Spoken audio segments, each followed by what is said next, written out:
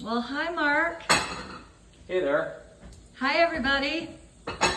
Hope you're all doing well. It's What's for Dinner. It is. You've got me behind Teresa's behind the camera. Yeah. And I'm going to be talking tonight. I just didn't feel like figuring out what Jesus t-shirt to wear tonight. You have enough of them. What do we have tonight? So we have one of our favorites, and that is steak. We did steaks. These are fillets, and you can see them loaded down with butter. Teresa's has the Kerrygold on hers, and then I have the Amish full cream butter. And then we had bratwurst that we cooked as well. And I did those on the barbecue grill while Teresa was in here making the bacon and the eggs. So we have air fried bacon here in our well-loved air fryer. Still sizzling. Still sizzling. Grease. And the bacon just comes out amazing. It's literally, if it's done right, melt in your mouth when it comes out of that air fryer. Cotton candy. It is like cotton candy. And then Teresa was kind enough to make us all omelets tonight, so that's super exciting. So I'll have you an omelet and steak and eggs. Yeah, Blake's on the little plate has American cheese, and then mine has Munster, and Mark has Swiss. So Yeah, yum. Looking okay. forward to that. So can you help the endocrinologist out? And will any of this spike your sugar or insulin? Make your diabetes worse or better? So sort of as a disclaimer, I'm not a medical professional. I'm a health coach, so I don't really have qualifications like that. But no, these foods that we've prepared tonight will not cause our blood sugar and our insulin to spike. Now, if you were to add things like French fries or buns, bread buns for the burger, we don't do burgers, but if we did bread or pasta or rice or any of those normal things that kind of go with burgers and steak and eggs and things like that, a lot of those are high carb, and those will cause your blood sugar and then therefore your insulin to spike. Yeah.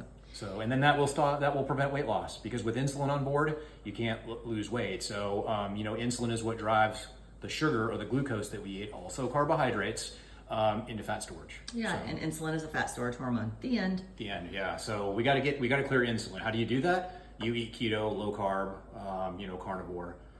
Those I sorts sure of things. hope the endocrinologists watch this. I seriously doubt any endocrinologists are going to take me seriously. So, we did a case study the last few nights, so go back and look at it, but it shows how the fasting insulin rises significantly for a long time while the A1C stays low and normal. The A1C is how corporate medicine diagnoses diabetes. And so my thing, like I was thinking today about endocrinologists, if they know, not just endocrinologists, but all providers know that diabetes is insulin resistant. Would you agree with that? Are you asking me? Yeah. Yes. Diabetes. What else am I going to say? I'm not going to argue with you. Diabetes is insulin resistance. How would you know if you're insulin resistant if you don't check your fasting insulin level? But they call it fringe, they call it alternative, and all that other stuff. So anyway. So the hemoglobin A1C, the 90-day average blood sugar, is the marker that they typically use. But as Teresa showed in these case studies, and we'll do more of them as well, is that's not always a great indicator of your metabolic status. It's a late indicator. A late indicator, I'm sorry. Yep. It's a late indicator of it. But this is a progressive thing that happens. This takes 9-10 years for some people to progress from normal metabolic state to insulin resistance and pre-diabetes, and then into full-blown diabetes. And then there's all the other problems that come as a result of that. So. Yeah. And before you get into what you were going to talk about, this is why I never give up on patients. I see a husband and wife for a long time, and they finally did keto and then naturally progressed into carnivore, and she has lost 86 pounds. Yes. So I never give up because I've been waiting for them to come on for probably 5 years or so. Yeah, all we can do as health coaches, providers, friends, family with people is plant the seeds. Yep. Plant the little seeds and then continue to nurture those and to water them. Yeah. And then hopefully you'll reap the rewards later on. Yeah, she said carnivore has been the best thing ever for her. She feels amazing. So.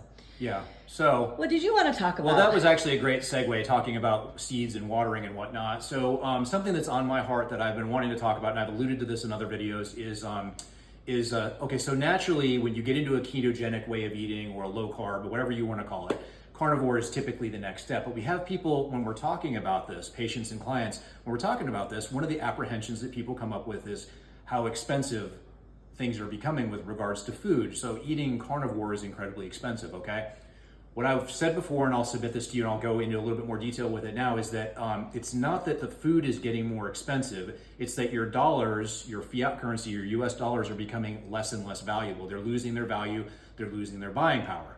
So what's weird about that, and the kind of the anomaly in that, is that we have all of these businesses now that are in the process or in the business of making foods, growing foods.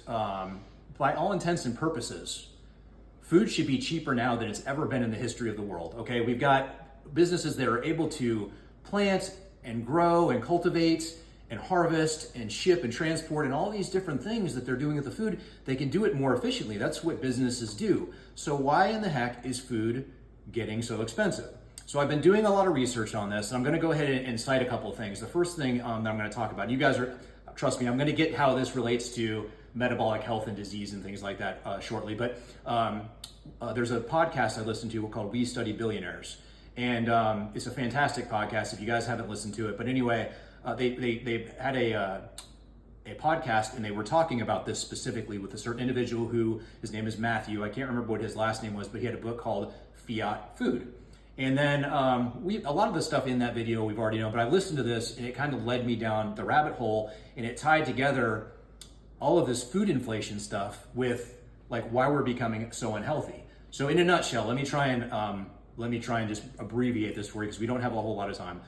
In 1971, President Nixon decoupled the US dollar from the gold standard. All that means is that we didn't have to keep a certain amount of gold in reserve anymore to print a certain amount of dollars. The dollar was tied to the gold. When we came off that standard, it gave the government the ability to print as much money as it wanted to, okay? They had a problem, and they realized it with that, though. They recognized this, is that with them doing that, they realized that inflation was going to start building. The more dollars that they printed, the less value of the dollars in circulation, the higher prices go, because the dollars become less and less valuable as you print more. They knew that was going to happen, okay? So they were hoping they can control it, but one of the things that they were worried about was the inflation on food, okay? So we're all okay as Americans with constant never-ending war. Maybe we're not okay with it, but we do tolerate it. We're all okay with corruption in government. But one thing that governments have learned over history is that what people will not tolerate is high food prices. So how does that matter? Why does that matter? So in 1971, when that happened, the government got in the business for the first time ever into the business of actually making dietary recommendations. They started setting guidelines.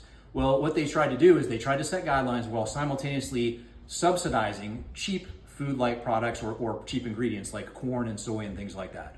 So when all this food started getting more expensive, they started subsidizing that, and they started making these food recommendations. Then naturally, the different organizations like the American Dietetics Association and whatnot, they jumped on board by following what the U.S. Food guidelines were. They naturally just did that because that's what they do. And when they did that, they started recommending these cheap food-like products. And these cheap food-like products are what's responsible for us being where we are today. But because they're cheap, if we're eating those food and we're following those guidelines, we don't see the food inflation the way we would if we were to go out and buy nothing but meat and whatnot, because those are not being subsidized. Those are not being recommended because they're so expensive. The government knows that. So I hope that all made sense. So do you have something you want to say? Are you going further? I probably won't because okay, but then President Nixon. So no, it wasn't President Nixon you're referring to. He's the one who came off the gold standard. Okay, yeah. I can't recall which president it was, but to give you an example of this is one of the presidents, eggs, during re-election time, eggs were becoming incredibly expensive. There was a major problem with eggs. He recognized that, all right? And he knew he was going to try and get reelected. He also knew that that the cost of food going up, especially like eggs, which all Americans at the time were eating for breakfast, was going to be a problem for him if they were getting too expensive. People were going to be angry about that and they wouldn't vote for him. Excuse me. And I apologize for being all over the place with this, but I'm just trying to stay slow. So in any case, he went direct to his Surgeon General and he told the Surgeon General, listen, I need you to come up with a study of some sort that says that eggs are unhealthy for you, because he wanted to make people not want to eat eggs. And And so the Surgeon General was like, well, there's no study that exists like that. Eggs are incredibly healthy for you.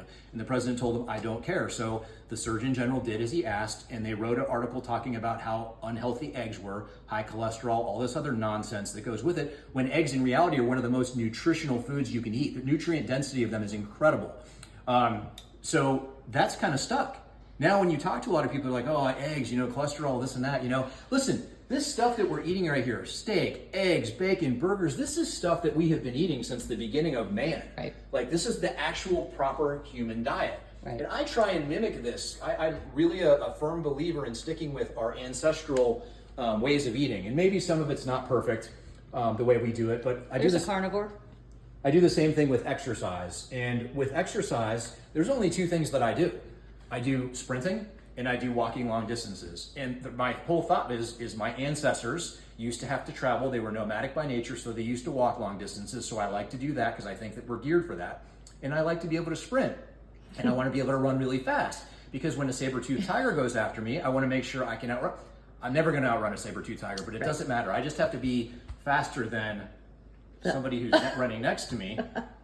And then I don't have to worry about it. No, I'm kidding. But anyway, that's kind of my thought behind the training. No, for sure.